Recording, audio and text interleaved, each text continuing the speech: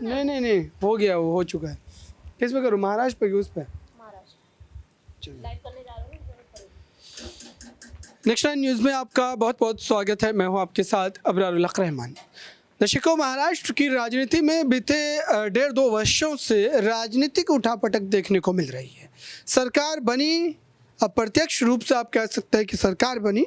जिन जिन पार्टियों ने गठबंधन कर सरकार बनाया, ये भी चौंकाने वाला था। और फिर उसके बाद सरकार जब गिरी और जितने विधायकों ने उद्धव ठाकरे का साथ छोड़ा, वो भी चौंकाने वाला था। अब इस पूरे मामले को लेकर के एक जो नोटिस जारी किया गया है, वो कहीं ना कहीं यहाँ पर एकनाथ शिंदे को काफ़ी ज़्यादा परेशानियों में डाल सकता है। दरअसल उद्धव ठाकरे ने जब उन तमाम 16 विधायकों की अयोग्यता को लेकर के सुप्रीम कोर्ट का रुख किया था, उस पूरे मामले पर सुनवाई बहुत दिनों तक चली और आखिरकार अब एकनाथ शिंदे को इस मामले पर नोटिस जारी किया गया है। और इस नोटिस के जारी करने के बाद अब राजनीतिक जानकारों का यहाँ तक दावा है कि उनके जो है सीएम पद पर भी खतरा मंडरा सकता है। क्योंकि अगर विधायकों की जो है योग्यता को ख़त्म कर दिया जाएगा तो जाहिर सी बात है कि बहुमत के आंकड़े को जुटा पाना बीजेपी और एकनाथ शिंदे गुट दोनों के लिए मुश्किल हो जाए। मेरे साथ बात करने के लिए इस पूरे मामले पर प्रांशु और सिराज मौजूद हैं। इनसे समझते हैं कि आखिरकार इस बड़े मामले को लेकर के ये क्या सोचते हैं और क्या बड़ी जानकारी इनके पास मौजूद है, क्योंकि ये महाराष्ट्र की राजनीति में एक बड़ी घटना है। और चूँकि महाराष्ट्र लोकसभा चुनाव के मद्देनज़र काफ़ी अहमियत रखता है, 48 सीटें हैं। उत्तर प्रदेश के बाद सबसे ज़्यादा सीटें महाराष्ट्र में हैं, 48 सीटें। प्रांशु से पहला सवाल है, आखिरकार इस नोटिस के जारी करने के बाद आपको क्या लग रहा है? क्या एकनाथ शिंदे जो दावा कर रहे थे, जो बड़ी बड़ी बातें उनके द्वारा कही जा रही थी, क्या उसको ब्रेक लगेगा, एक राजनीतिक विराम लगेगा और यहाँ से उद्धव ठाकरे फिर से एक बार जो है अपनी उस राजनीति को आगे बढ़ाते हुए, उस प्रबलता से आगे बढ़ते हुए दिखाई देंगे? देखिए अबरार, जिस तरह से यहाँ पर एकनाथ शिंदे को नोटिस भेजा गया है और उनके विधायकों को भी, जो उनके समर्थक हैं, और 2 हफ्ते में उनसे जवाब मांगा गया है सुप्रीम कोर्ट की तरफ से। अब सुप्रीम कोर्ट यहाँ पर उनके जवाब से सहमत नहीं होता है तो ये मामला सुप्रीम कोर्ट में एक बार फिर से जारी होता हुआ नजर आएगा। हमने देखा कि तकरीबन 1 साल तक ये मामला सुप्रीम कोर्ट में चलता रहा और इसके बाद ये देखा गया कि सुप्रीम कोर्ट का फैसला आया, एकनाथ शिंदे के पक्ष में आया, सीएम पद पर वह बने रहे। अब यहाँ पर उद्धव ठाकरे एकनाथ शिंदे को एक बार फिर से चुनौती दे रहे हैं, क्योंकि 2024 में लोकसभा चुनाव तो है, लेकिन महाराष्ट्र में साल के अंत में विधानसभा चुनाव भी होने जा रहे हैं। तो जिस तरह से उद्धव ठाकरे को जो विरासत में पार्टी मिली थी, जो कमान मिली थी, वो एकनाथ शिंदे ने जिस तरह से छीनी, और उसके बाद से देखा जाए एकनाथ शिंदे से वह पूरी तरीके से इस पार्टी को चाहते हैं। और हो भी क्यों ना, क्योंकि बाला साहेब ठाकरे जी ने इस पार्टी को जिस तरह से स्थापित किया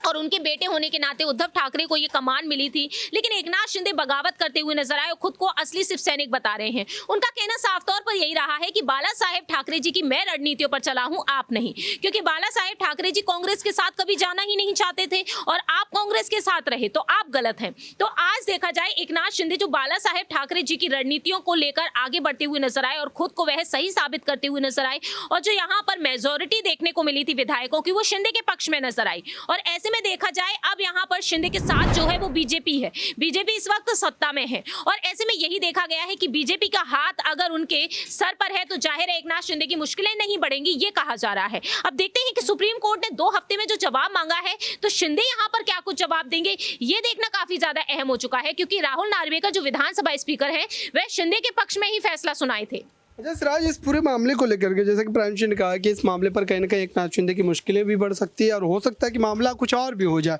तो इसको आप कैसे देखते हैं? क्या उद्धव ठाकरे के लिए कहीं ना कहीं एक आस जो है वो जागी है, एक उम्मीद जो है वो कहीं ना कहीं नज़र आ रही है सरकार बनाने को लेकर के, या फिर आप कहें कि महाराष्ट्र की राजनीति में फिर से एक बार वापसी को लेकर? जी देखिए, मुझे लगता है जिस तरीके से ये मामला कहीं ना कहीं सुप्रीम कोर्ट में चला था, तो हमारे सहयोगी प्रियांशी ने बताया कि एकनाथ शिंदे मुख्यमंत्री बने रहे, लेकिन उस वक्त की जब फैसला सुनाया सुप्रीम कोर्ट में, उसमें एक बात नोटिस करने वाली थी कि सुप्रीम कोर्ट ने यह बात साफ तौर पर कही थी कि अगर जो है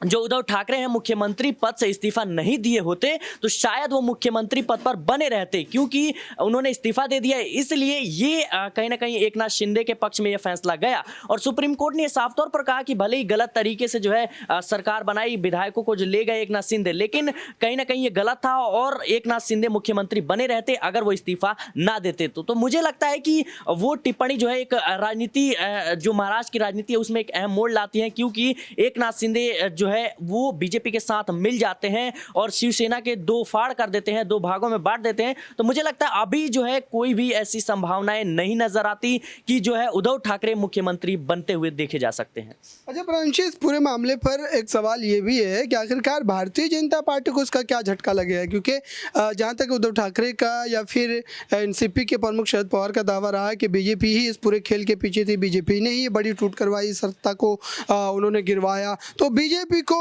लेकर के आपका जो है क्या कहना है? देखिए, बीजेपी को लेकर जिस तरह से हमने सुना है कि बीजेपी ने सब कुछ कराया, देवेंद्र फडणवीस जो एक वक्त महाराष्ट्र के मुख्यमंत्री रहे हैं, आज वह डिप्टी सीएम हैं, तो उन्हीं की पत्नी ने ये साफ तौर पर कहा कि एकनाथ शिंदे से वह रातों को छिप कर मिलने जाया करते थे और जो उनकी मुलाकात हुआ करती थी उस मुलाकात के लिए आखिरकार रात का ही समय क्यों निकाला जाता था, भेष बदलकर वह जाया करते थे, ये दावे तक किए गए। अब यहाँ पर बीजेपी को लेकर जिस तरह से कहा जा रहा है, जाहिर है कि बीजेपी सत्ता में आना चाहेगी, तो बीजेपी भी यहाँ पर रणनीतियां बनाती हुई देखी जाएगी। एकनाथ शिंदे जिस तरह से यहाँ पर बीजेपी की तरफ नजर आए और आज देखा जाए बीजेपी महाराष्ट्र में भी अपनी सत्ता जिस तरीके से लाना चाहती थी, अभी तो देखा जाए यहाँ पर शिंदे गुट के साथ, गठबंधन के साथ ये सरकार है, लेकिन आने वाले समय में ये यहाँ पर सवाल उठता है क्या शिंदे का साथ बीजेपी छोड़ देगी, क्योंकि फिलहाल देखा जाए महाराष्ट्र में जो हमने देखा है शिवसेना का ही वर्चस्व रहा है और शिवसेना के साथ गठबंधन करने के लिए हर एक पार्टी आगे रहती है, कांग्रेस हो चाहे बीजेपी हो, क्योंकि शिवसेना को बखूबी जिस तरीके से जनता ने जाना है, बाला साहेब ठाकरे जी को जिस तरीके से स्वीकार किया है वहां की जनता ने, तो हमेशा हमने यही देखा है कि शिवसेना की सरकार बनती हुई नजर आई है। तो ऐसे में अब यहाँ पर ये देखने वाली बात होगी अबरार कि बीजेपी जिस तरीके से सत्ता में आने के लिए जो कोशिशें करती हुई नजर आई वो कामयाब होती हुई तो नजर आई है, लेकिन अगर बीजेपी का हाथ वाकई में है तो बीजेपी इस बार क्या सत्ता में एक बार फिर से आ पाएगी या फिर नहीं, ये बड़ा सवाल बनता है। बिल्कुल, जो इस पूरे मामले को लेकर के स्थिति काफ़ी ज़्यादा नाजुक मोड़ पर है और अब दोनों ही आप कह सकते हैं गुटों के लिए साबित करने की ज़रूरत है। सिराज, इसको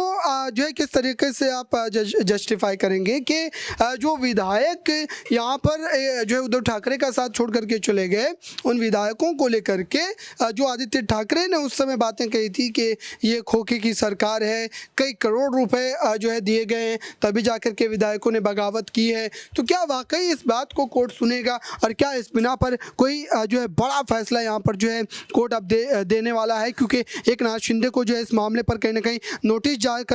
दे करके कहीं ना कहीं कोर्ट यह स्पष्ट कर दिया है कि शिंदे जो है इस मामले में अब फंसने वाला। जी बिल्कुल, जिस तरीके से एकनाथ शिंदे पर लगातार आरोप लगते आ रहे हैं कि उन्होंने विधायकों को जो है खरीदवाया है, कहीं ना कहीं उनके विधायक जो है वो पैसे लेकर जो है उन्होंने दल बदल की रणनीति अपनाई है, तो आपको ये समझना होगा कि भले ही जो है आदित्य ठाकरे ये आरोप लगा रहे हैं, लेकिन कोर्ट जो है वो सबूतों से चलता है, टीका टिप्पणियों से नहीं चलता। तो निश्चित रूप से जो है आदित्य ठाकरे को सबूत जुटाने होंगे और जो है ये साबित करना होगा कि वाकई में जो है विधायक खरीदे गए हैं और गलत तरीके से सरकार बनाई गई है। हालांकि सुप्रीम कोर्ट ने पहले ही, जैसे मैंने कहा, कि निर्देश दे दिया है कि सरकार में कुछ गड़बड़ घोटाला है, लेकिन आपको यह समझना होगा कि अगर विधायक खरीदे गए हैं तो सुप्रीम कोर्ट जो है महाराष्ट्र की राजनीति पर जो है एक बड़ा फैसला सुना सकता है। मुझे लगता है इसमें बड़ा बदलाव देखने को मिल सकता है। अहम बात है कि आप साबित कर पाते हैं या नहीं। आप तो सोशल मीडिया पे या जनता के बीच बयान तो दे सकते हैं, लेकिन साबित करना ये आपके लिए एक बड़ी चुनौती होगी। बिल्कुल, इस पूरे मुद्दे पर जो भी जानकारी होंगी दर्शकों वो आने वाले समय पर आपको लगातार हम देते रहेंगे।